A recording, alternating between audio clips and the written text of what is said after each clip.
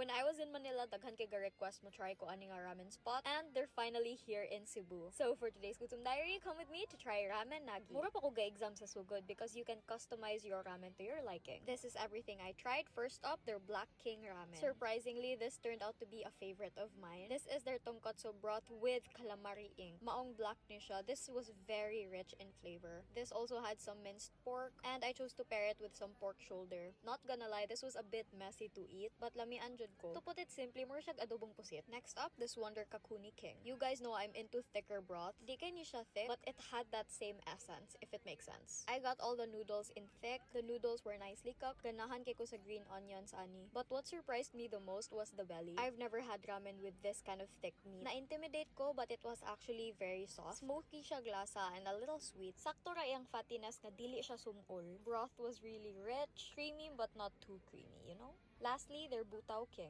This is their signature tonkotsu pork broth. For me lang, not very much of a difference from the other one. More or less same everything for me. Their aji tamago was also very gooey on the inside. When you eat them all in one bite together, it is perfection. OA kaayo, but it's true. I actually get the hype nganong daghaganahan ani. Also, kaning Butao kay nay 1 slice of pork, while the Wonder Kakuni had 2. You can choose rasad if you want the belly or the shoulder. For sides, I tried their chicken karaage. For me, nothing special. It's your usual, slightly crispy and tender on the inside. Nice ang ihang sauce. For me, jud perfect pairing sa ramen kay Coke. Another side I tried was their snack gyoza. Karon ra sa ko kakitag ing ani nga gyoza sauce. It was quite thick, but it really paired well sa gyoza. The gyoza was more on the crispier side. Dili kay siya as heavy as the usual gyoza. A little too much wrapper for me. And for dessert, I had to try their black sesame ice cream. Karon pa ko katry ani so naihas jud ko. It tasted very nutty. Weird siya for me, but at the same time, I can't stop. Overall, you guys said lami ang ramen nage, and I agree. So that's it, and I'll see you on my next entry.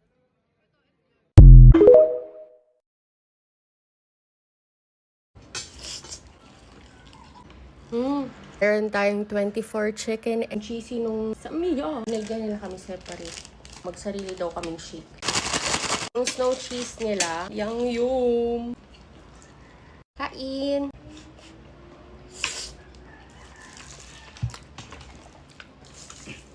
Thank you.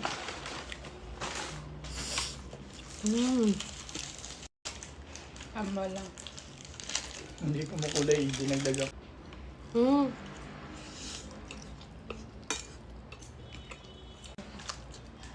Chopstick.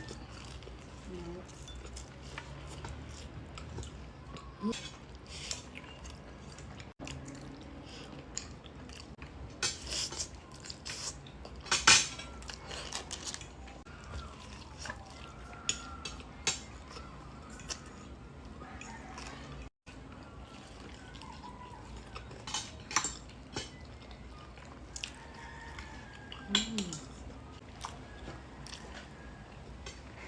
24 chicken kami kasi andito yung kapatid ko. Tapos favorite niya yan.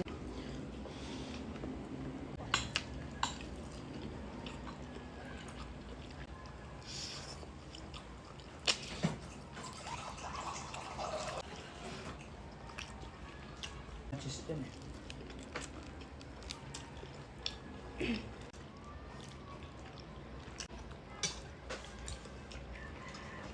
Anong favorite flavor ninyo sa 24 chicken? Kapatid ko Jack Daniels, Kuya Rebs, original. Yum yung. 20, ano sa 24? Cheddar? 24 chicken. Hanya 24 chicken. Sarap din yung lemon glaze kapag gusto mo normal lang. Parang ayaw mo ng extra something. Ang dami nagre-request ng Dice Challenge. Ano pa yung pwede natin sa Dice Challenge? Pero kain na rin kayo. Bye!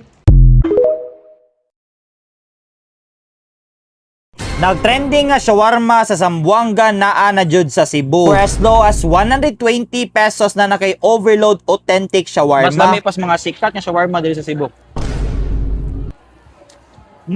Makaingon tag legit kay ang chef ani gikan pa jud sa Dubai, master. An FYI, master, mao sa ning nagtrending nga shawarma sa Busay. Nahuot na tanan ang mga flavors sa yung shawarma, master. Diri ra kitag shawarma nga very generous kayo ang servings. Napod sila overload rice shawarma nga 150 pesos. Dara jud ni sila sa Subo Mercado IT Park. Maunsay dugayan nato aning sulayan og tastingan. Overload shawarma nga naay pineapple, mao ni ilang Hawaiian overload. Grabe no.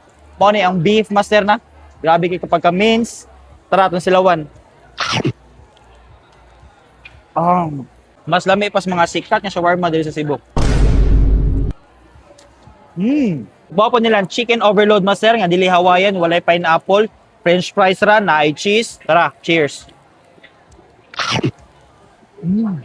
Ug sa ato ang pagbiyahe, master, aya jud kalimot nga mogamit og ligid nga siguradong safety ta sa kadalanan. Mao jud ni ang bubblegum motorcycle tires. Mao ni for perfect for daily use. Mapabangkingan man or off-road ang dalan bisag libaong pana. Ug dili ni lisod pangitaon, master, kay ato ara jud ni mapalit sa tanang IMFL partner stores. Lamit kay ang sauce gamit na, master. And actually, homemade na ilang wrapper gamit ni master ra. Mo na sulit kayo og barato ra. Kahuot na tanan ang mga flavors sa yung shawarma, master. Kaya ba kanina ako kaunon? Let's see.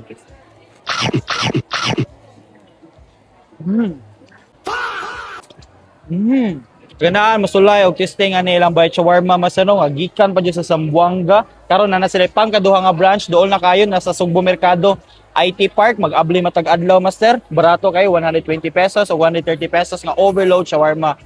Wanilain pa ang bite shawarma. So kabaw na ka, master. Ato ang sulayan o testingan. A day in my life nga nitag talaba diri sa Opon. So akong gibalik ang talabahan sa Opon nga nag-offer og klase-klase nga style sa pag-serve og talaba. Last year nag-vlog ko nila no, pero karon kay nana sa akong spot na pod, so atong gibalik. So mga kalma, mga akong tagtalaba karon no. So na ako karon diri sa talabahan sa Opon. Alright. At bang ning naay gym, naay talaba diri. So mga akong tagtalaba diri kay nag-crave kog talaba ba, and layo naman tong Konsolasyon, sa Repita, alin sa Lapu-Lapu kay talabahan sa Opon dire. Kaya located sa Lango, Lapu-Lapu City sa poblasyon ba. Okay, let's go.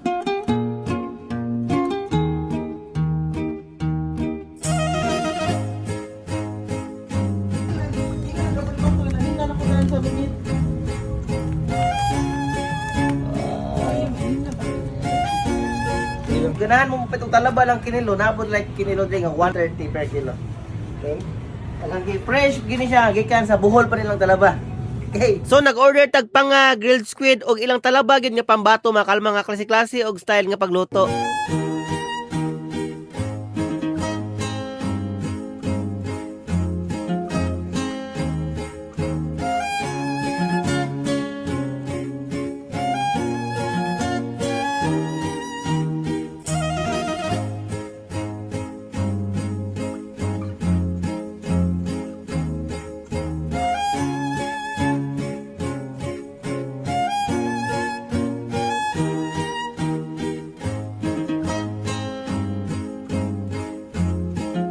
So mga kalma, finally no, ibalik ko din sa talabahan sa Opon no. Before ako din siya na vlog, dito pa sila sa unahan, but karon nana sila dire gyud. Igsulod niyo sa Langob, poblasyon Lapu-Lapu City. Nakita din nito ang talabahan sa Opon nga tarpaulin. So as usual no, ang talabahan sa Opon nag-offer og talaba gid nga mga fresh gid mga kalma. Ingon pa sa tag-iya, from Bohol nilang talaba no, and fresco gid na everyday, alright?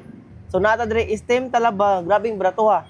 For only 130 this one. And naputay mga fresh dire nga talaba, and ilang flavored nga na cheese o sweet chili ba. And nakalindot is napod lay 150 nga scallops. Taghang kisanan 1 kilo pud ni, and if ganahan mo mag-meals, why problema no, napod lay meals dire. Alright. Nay panga, nay squid, and nay chili oil, nay suka. So naglaway na ang baba puti lang. Alright, mga ato dire karon, let's go. Mo try ta first sa ilang steam. Tagsaon kita ni. Okay. And barato kayo rin mga kalma. Pwede na po mo rin mo order via online. Alright. Nahawa ko, Steam. And naglaway na ko ba? May suka. Okay.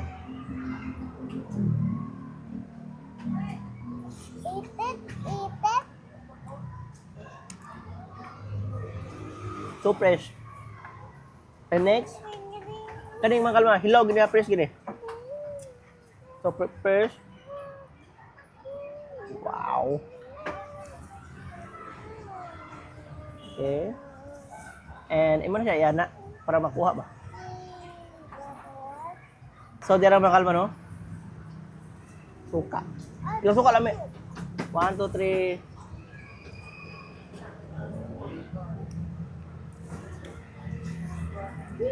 Winner press ko good.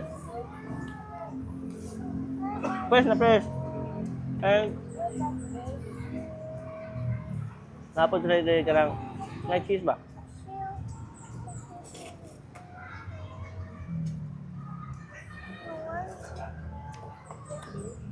And spicy. Oh.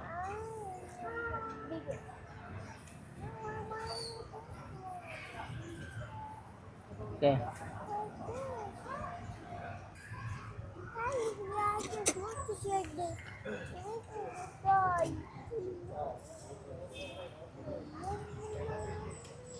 Wow, talaba. And scallops.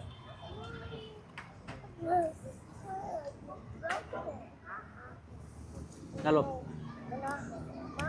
And ata. Look at that. Perfect bite. No cost. Pangan nila.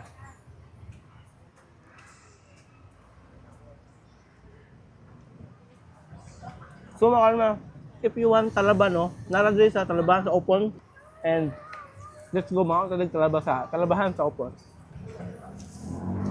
Right?